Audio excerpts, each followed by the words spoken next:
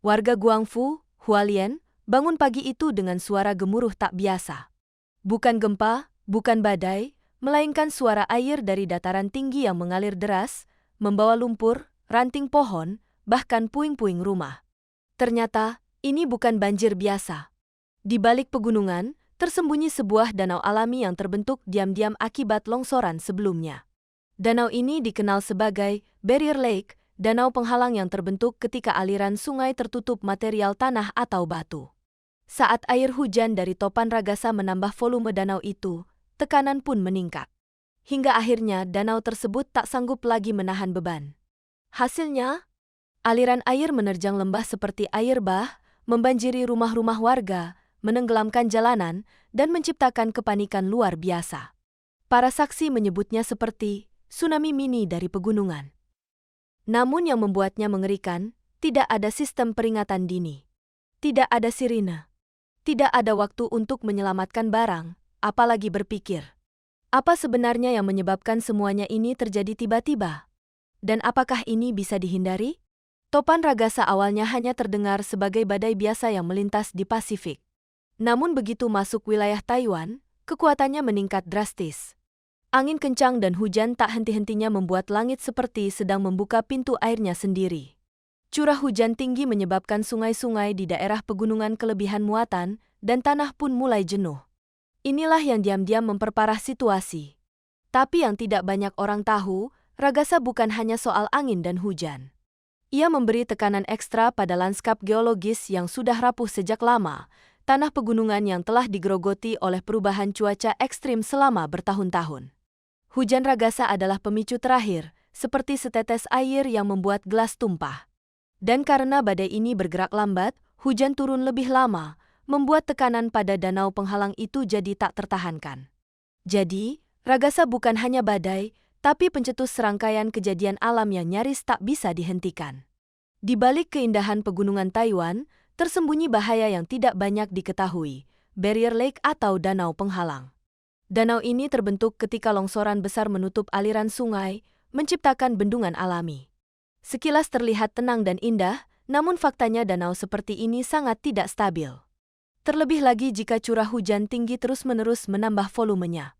Di Hualien, danau penghalang terbentuk sejak kejadian longsor beberapa bulan sebelumnya. Tapi karena letaknya jauh dari permukiman dan tersembunyi di balik tebing, banyak pihak menyepelekan potensinya.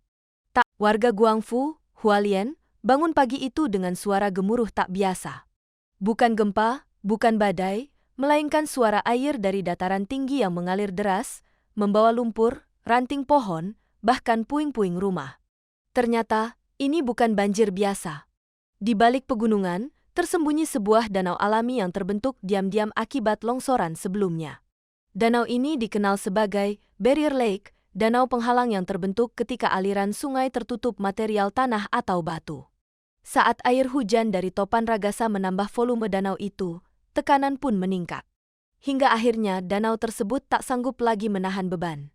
Hasilnya, aliran air menerjang lembah seperti air bah, membanjiri rumah-rumah warga, menenggelamkan jalanan, dan menciptakan kepanikan luar biasa. Para saksi menyebutnya seperti tsunami mini dari pegunungan. Namun yang membuatnya mengerikan, tidak ada sistem peringatan dini. Tidak ada sirine. Tidak ada waktu untuk menyelamatkan barang, apalagi berpikir. Apa sebenarnya yang menyebabkan semuanya ini terjadi tiba-tiba? Dan apakah ini bisa dihindari? Topan Ragasa awalnya hanya terdengar sebagai badai biasa yang melintas di Pasifik. Namun begitu masuk wilayah Taiwan, kekuatannya meningkat drastis. Angin kencang dan hujan tak henti-hentinya membuat langit seperti sedang membuka pintu airnya sendiri. Curah hujan tinggi menyebabkan sungai-sungai di daerah pegunungan kelebihan muatan, dan tanah pun mulai jenuh. Inilah yang diam-diam memperparah situasi. Tapi yang tidak banyak orang tahu, Ragasa bukan hanya soal angin dan hujan.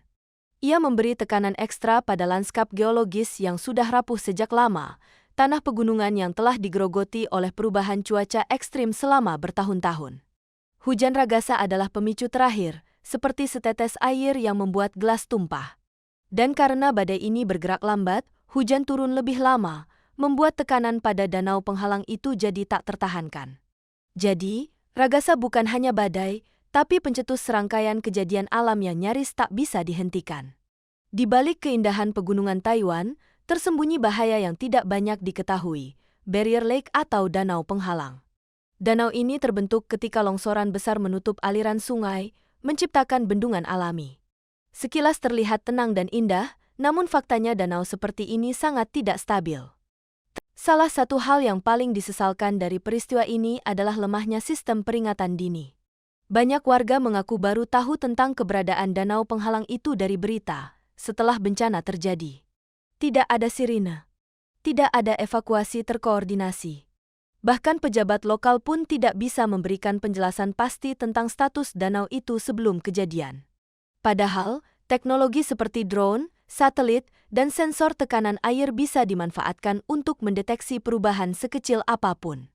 Namun tampaknya, karena danau itu terbentuk secara alami dan tidak dianggap permanen, ia tidak masuk prioritas pemantauan. Ini membuka mata banyak pihak bahwa yang alami pun bisa jadi ancaman, apalagi dalam konteks perubahan iklim yang membuat cuaca semakin sulit diprediksi. Ketika sistem terlalu fokus pada hal yang terlihat besar dan jelas, kita justru melupakan potensi ancaman tersembunyi yang tak kalah mematikan. Setelah air surut, barulah terlihat jelas betapa parah dampaknya. Sejumlah rumah rata dengan tanah, jalan-jalan berubah jadi ladang lumpur, dan puing-puing berserakan sejauh mata memandang. Data resmi menyebutkan setidaknya 14 orang kehilangan nyawa dan puluhan lainnya belum ditemukan. Banyak dari mereka adalah warga desa yang tinggal di kaki gunung, yang tak pernah menyangka bahwa pagi itu akan menjadi pertemuan terakhir mereka dengan rumah yang dicintai. Tim penyelamat bekerja tanpa henti, menyusuri aliran air yang berubah jalur, menggali lumpur dengan tangan kosong demi mencari tanda-tanda kehidupan. Tak hanya itu, trauma psikologis juga menjadi luka yang tak terlihat. Anak-anak yang menangis di pengungsian, orang tua yang kehilangan segalanya, dan relawan yang harus menenangkan warga dengan perbekalan terbatas. Bencana ini bukan hanya soal air dan tanah, tapi tentang kehilangan yang membekas dalam ingatan kolektif sebuah komunitas. Pertanyaan terbesar yang muncul setelah tragedi ini adalah, kenapa danau penghalang tersebut tidak dimasukkan dalam peta risiko bencana? Padahal, area tersebut sudah mengalami longsor sebelumnya, bahkan menjadi zona rawan sejak gempa beberapa tahun lalu. Para ahli geologi menyebutkan bahwa Barrier Lake bisa sangat berbahaya jika tidak dimonitor, karena bisa jebol kapan saja tanpa peringatan. Sayangnya, karena danau ini terbentuk secara alami dan dalam waktu relatif cepat, tidak ada lembaga yang merasa bertanggung jawab untuk memantau. Apakah ini kelalaian sistemik? Atau ada celah dalam koordinasi antar lembaga? Yang pasti, ketidaktahuan bukan alasan. Bencana ini menjadi alarm keras bahwa pembaruan data bencana harus dilakukan terus-menerus, bahkan terhadap elemen alam yang baru terbentuk. Karena alam tak menunggu kita siap, ia bergerak sesuai logikanya sendiri. Tak bisa dipungkiri, intensitas cuaca ekstrim di seluruh dunia terus meningkat dan Taiwan bukan pengecualian. Dalam beberapa tahun terakhir, badai datang lebih sering, curah hujan meningkat drastis, dan suhu tanah mengalami fluktuasi tajam. Semua ini menciptakan kondisi tanah yang semakin rapuh, dan setiap tetes air hujan seperti mendekatkan kita pada kejadian berikutnya. Perubahan iklim mempercepat proses kerusakan alam, dan jika sistem manusia tidak beradaptasi dengan cepat, maka kita akan selalu tertinggal. Tragedi Hualien bukan hanya kisah lokal, tapi simbol global bahwa waktu kita untuk bersantai sudah habis. Kini saatnya memperkuat mitigasi, memperbaharui data risiko, dan menyadari bahwa perencanaan kota tidak bisa hanya berdasarkan pola lama. Karena cuaca hari ini tak lagi bisa ditebak dari musim-musim sebelumnya. Bencana ini menyisakan satu pesan penting, yang tampak kecil hari ini bisa menjadi ancaman besar esok hari.